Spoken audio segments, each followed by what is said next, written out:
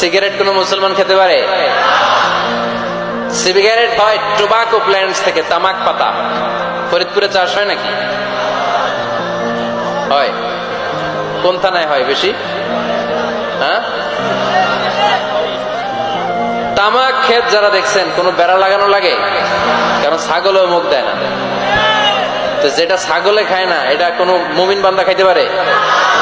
তো খান কেন এগুলো, পচা জিনিস? হ্যাঁ, এই পৃথিবীতে বিড়ি আর সিগারেটই একমাত্র খানা যেটা টয়লেটে ঢুকে খাওয়া যায়, তাই না? পৃথিবীতে সিগারেট আর বিড়ি একমাত্র খাবার। রাগ করবেন না যারা খান, রাগ করেন না। আবার একটু কমন সেন্সটা কাজে লাগানোর জন্য, চিন্তার জন্য বলতেছি। এটাই পৃথিবীর একমাত্র খাবার যেই খাবারের গায়ে এই খাবারের বদনাম লেখা থাকে। Smoking causes cancer. ধূমপান কর্কট রোগের কারণ, ধূমপান স্বাস্থ্যের পক্ষে ক্ষতিকারক লেখা থাকে না?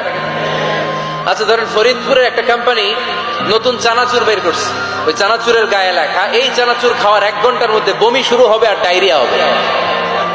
খাবেন? কি কইবেন? তুই খা। দোকানদারে কি কইবেন?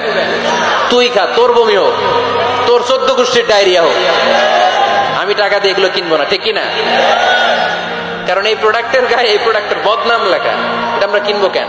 কিন্তু সিগারেটের উপরে সিগারেটের বদনাম লেখা থাকার পরও আমরা খাই, টয়লেটে বসে খাই। এটার মধ্যে একটা পয়জন আছে, এটাকে বলে স্লো পয়জন, নিকোটিন। এটা আপনার লাং, ফুসফুসকে শেষ করে দিবে। Slow poison. সিগারেট খাওয়া অনেকটা আত্মহত্যা শামিল। বিষ খেলে সাথে সাথে মরে, সিগারেট খেলে ধুকে ধুকে মরে। আর সিগারেট থেকে হিরোইন, গাঁজা, ফেন্সিডিল, ইয়াবা, ম্যারিজুয়ানার পথে মানুষ পথ বাড়ায়, পা বাড়ায়, তাই না?